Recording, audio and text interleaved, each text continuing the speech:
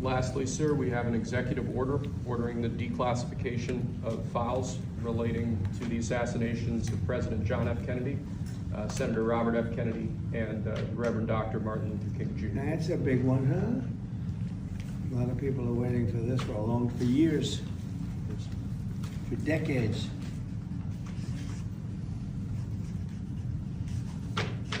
And everything will be revealed.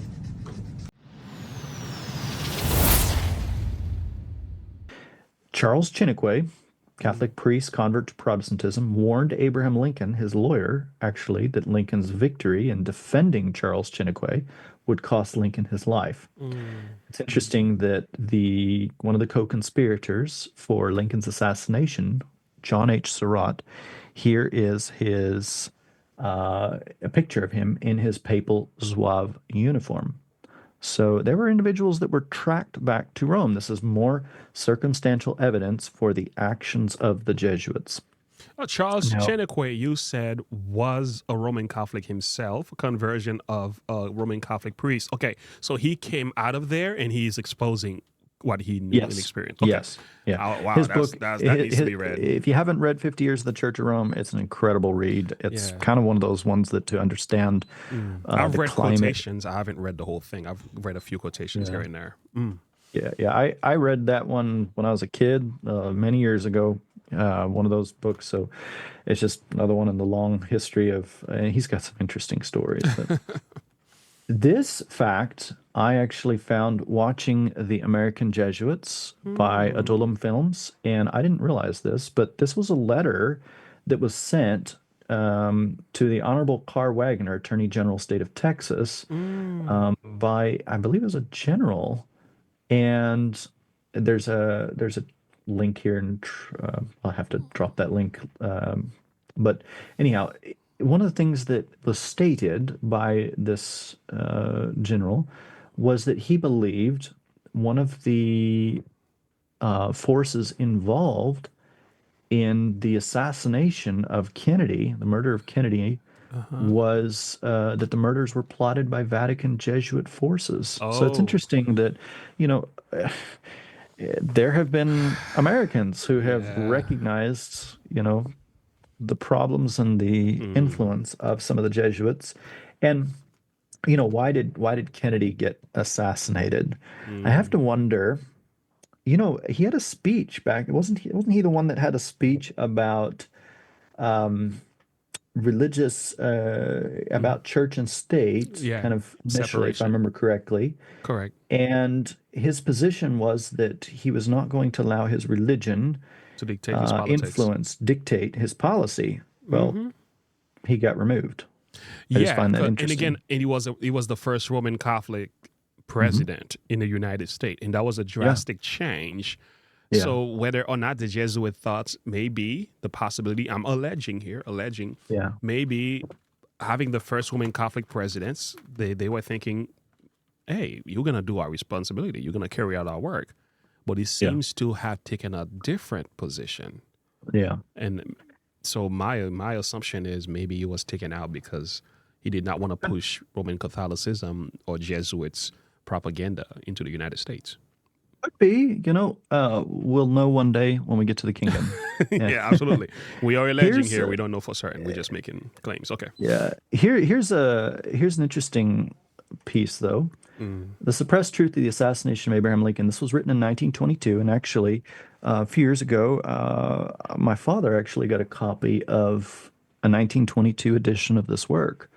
And in this book, it was stated, the next step in the Vatican's great scheme is to make war between the country and Japan after the latter country has been placed under full dominion of the Jesuits. The priests, monks, and nuns of the Roman Church have been pouring into Japan.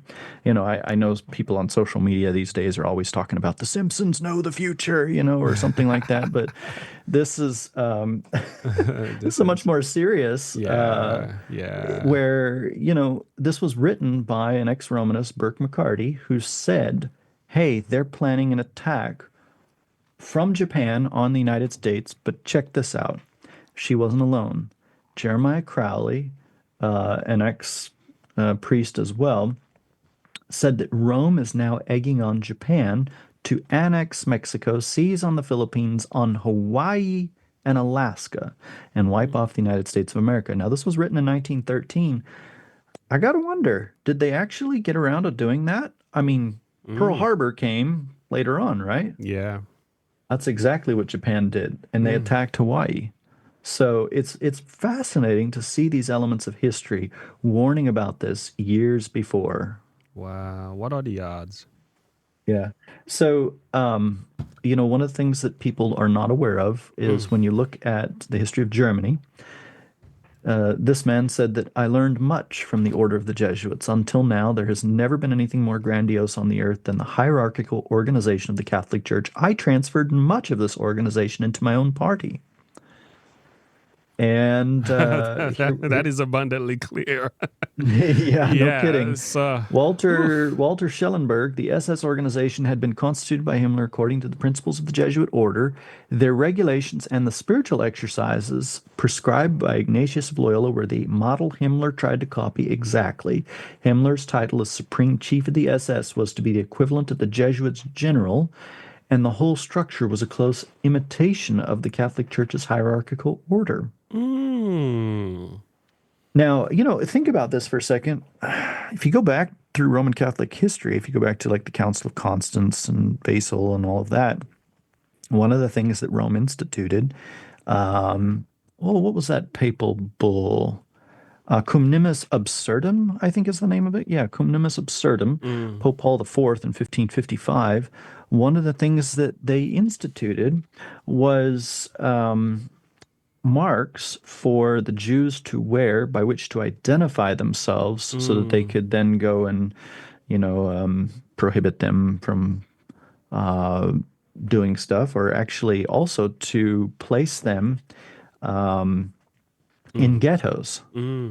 So the principles and the gold stars that came out during 1940s that you were required to wear as a Jew, those were very much Roman Catholic principles. And you can go back and read about Cum Nimis Absurdum and the Council of Constance and Basil and all the rest of that stuff, where there were restrictions put upon property ownership and ghettos and all kinds of other things that were legislated as a result. Yeah. You can see some of these principles played out in the Great Reset. When you look at like what's in there is really a Marxist theory. You can own nothing and be happy and so on, which is something the Bible speaks against. The Bible says, if you don't work, you cannot eat.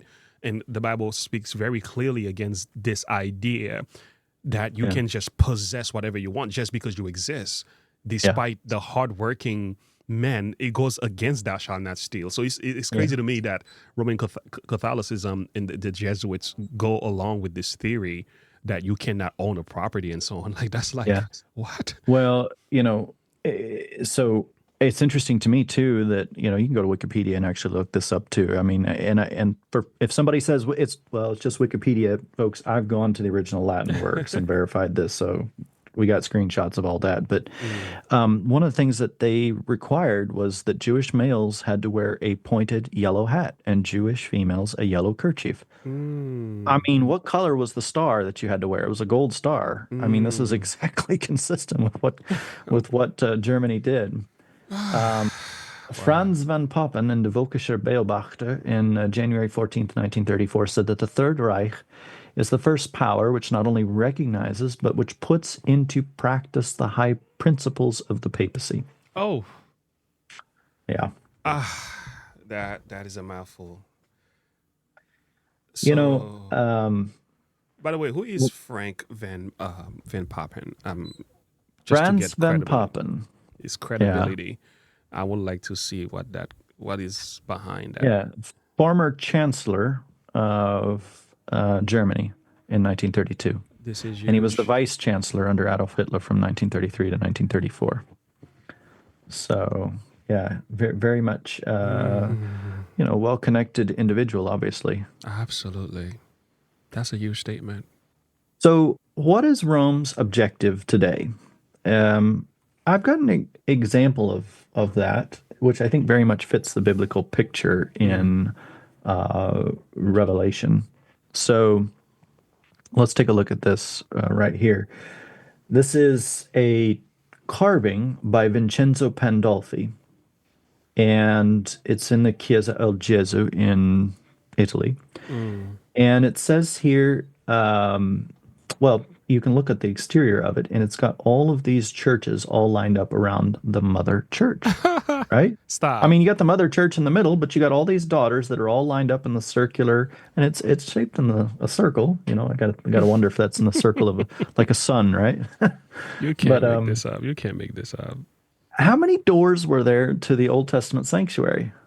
Oh, um, yeah, we only had One. one door where Yeah, it takes you into the outer courtyard, right? yeah. Okay. There's one pearl of great price, right? Yes. But how many pearls does the woman wear in Revelation 17? Ah, She's got she's many decked pearls. with pearls and precious stones. Yeah. Yeah, And a she's got golden many. and a golden cup in her hands. Yes. Yeah. Yeah, she's got many pearls. So this is very much consistent with that system that, it's not the pearl of great price, but she'll sell you whichever pearl you want. So these pearls could represent different religious entities, you're saying? If we use the principle, right? If Yeah. I mean, obviously, I think it applies very much in the wealth sense as well. But if we look at the distinction between Christ as the pearl of great price, okay, Yes. Yes. and the one door, okay, by which we Okay. can enter. I am Yeah. the way, the truth, and the life. No man cometh unto the Father but by me. Yes. Yes. Yes. But here we've got a mother church with many daughter churches. Mm. She's wearing pearls. In other words, to me, the symbolism here, it's hard to miss how this is not the pearl of great price. This is many other pearls that she's willing to market and sell to people. So there's a Yeah. spiritual, to me, there's a spiritual element to that Okay, as well. I see the light. I even see a historical connection to the Babylonian system that was built by Herod. What's his name? Nimrod, Yeah. right? The first city builder. Going back to Genesis, Nimrod. When the Tower of Babylon was built, it was meant to be an institution that welcomes all other religious. It wasn't just one Yes. religion; it was a Yes. union of religion. Most people don't know that there were the many doors inside of the Tower of Babel were in connection to the different gods that the people of the time were worshiping. So their goal was, we're gonna unite in opposition to the God of the Bible, showing that we don't believe in him, even though he said there would not be another reign. And so it was an act of unbelief, and it was Yeah. also an attack against the character of God as well. So that's why Yeah. the Lord had to confuse their language. It was that bad of a thing. Yeah. Well, I got to think here at the end of time, here is the Pope uniting with all of these world leaders and religion leaders around the world, you know, joining hands and whatnot. And it's sad to me to see, Catholics getting bent out of shape over a Pachamama, brought in. Obviously, there's a lot of trads that are not happy with that. And I'm like, that's nothing new. Rome's been doing this for a very, very long time. Yeah, yeah. What Pope Francis is doing, this is what Rome has always been doing for a very, Yeah. very long time. Yeah, we're talking about Mel Gibson's Yes. remark on the Joe Rogan Yes. podcast. We talked about Yeah. this on this channel. We were like, where Yeah. has he been? Because that's like that's like that should be the least of your concern if you were to dig into the history of the church. I mean, the very root of Catholicism from the very inception with Constantine, it adapted all the idols of the pagan world. That's Yeah. what birthed Catholicism. It was this, Yeah. it consumed and welcomed everything. So Yeah. Pachamama is the least of your concern.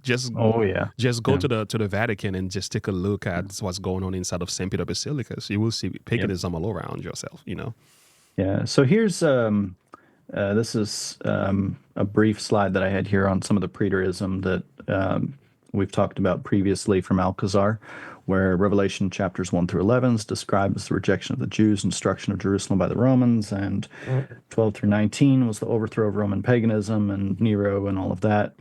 So we've talked some about the Counter-Reformation, but at the end of time, the devil wants to focus people's attention to either the far distant past with preterism, Yeah. or the far future in terms of futurism. and miss the power that was, is not, and yet is. Rome is going to come back into power. She's going to reign again. And we have a world to warn about what's happened in the past is going to be repeated. It's the same power that's doing it all over again. That deadly wound is going to be healed, and Rome is going to reign once again. But we know that the Lord will come and destroy her. So there's a lot more that could be said about the Jesuits. There's a lot more, I think, that in terms of current stuff that's taking place. I would say to me, the power behind the evidence that we have here is that if you go back in history like this, when Rome was at her highest, her greatest strength, she was most boldest in what she said. And so I think this really unveils what her character is like and what it will be like when she gets back into power fully. Correct. But again, we are told in Revelation, because she's lost, she received a deadly wound, which brought about a separation of church and state. So she kind of has to calm down for the time until she gets that power back. And we are told that the second beast is going to make an image to the first beast, which is a union of church and state. So when church and state unite, the characteristics of Rome, the true nature of Rome, will be on display again. So now this is a time for her to behave as Christians and friendly. And I'm here to save the nations. I'm part of the solution. But we know a time is coming. She's going to expose her true nature. So she needs to have the power to sort of the state in order for her to be what she wants to be. She cannot really persecute and dominate as she wishes to do because of the deadly wounds. The way things are looking right now, politically speaking, it looks like it won't be long before we have a full union of church and state, because it seems like we are headed toward that direction as well. Yeah, I agree. Yeah, we're on the cusp of it for sure. Well, thank you so much. This is a mouthful. I want to know if any people have questions, but I'll tell you what, a few questions that I have, I don't have too many. What about the Pope of Rome today, right? We're talking about the Roman Catholic Church, which is, Pope Francis is a Jesuit. Why does he do things the way he does? He doesn't seem to be of a conservative Catholic. He's more liberal. He's opening doors and allowing transgenderism. He's totally different. We know being a Jesuit, that's part of the role. But why do you think he's doing that prophetically? I think if I was going to sit back and examine it from the big picture, I think one of the things that he's done is he has radicalized. He's pushed a lot of the traditionalists and kind of motivated them a little bit to where they're angry. They're very much upset, and they want to return to traditionalism because they view him as a heretic. There's a lot of them that view him as a heretic. And I think that's for effect, because if you can take another tack in the Hegelian dialectic and do some stuff that really upsets a lot of the traditionalists and create that desire to return to the golden years of Catholicism, it opens the door for them to push people back to the extremism in the past and to bring about that radical shift. And we're seeing that. The rad trads these days are making, they're not shy. They're calling for a return of the Inquisition. They're calling for a return of church-state union, and they're demanding that. And Pope Francis is kind of hitting both drums, but in his encyclicals and in his measures, it's heading us towards church-state union. Thank you for that. It feels that way. So he is pushing the radical left so much so that the people will become somewhat tired of it, and then they will go over to the right. I was listening to the Black Pope. That's right, the current Jesuit Pope. The current Jesuit, the father of the Jesuit today. What do you call that? The general? Yeah, the general of the Jesuit. Mm-hmm. And I got to find that video. I saw it a couple months ago. He was on a podcast, and they were asking him, why is the Pope doing what he's doing? And one of the answers he gave, he says, the Pope is a Jesuit. So I Yeah. gotta find that. I'm not misquoting him. Yeah. He said it's a Jesuit. He knows what he's doing. So, And you know what we do know is that he has stacked the College of the Cardinals so far with Jesuits. So their power is solidified in the College of the Cardinals. So going forward, I mean, it's just going to get worse from here.